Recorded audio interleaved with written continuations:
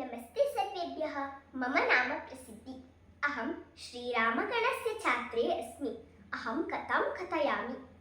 एकस्यां नद्याः तटे एकः जम्बूवृक्षः आसीत्।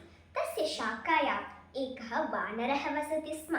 सः पक्वानि जम्बूफलानि खादति स्म।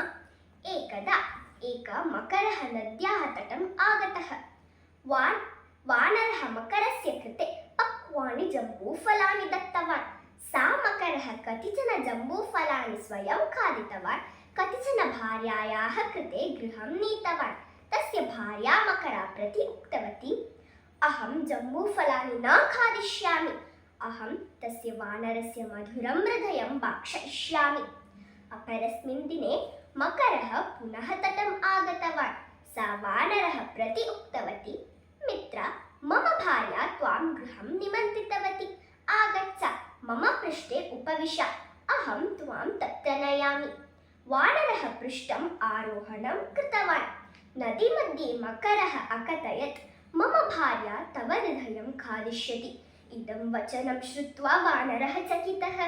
विचारं कृत्वा अवदत्, मम हृदयं वृक्षस्य शाखायाम् अस्ति।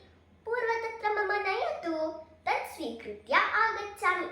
यदा मकरः तं तटम् आनीतवान्, चतुरः वानरः वृक्षस्य उपरि आरोहणं कृतवान्।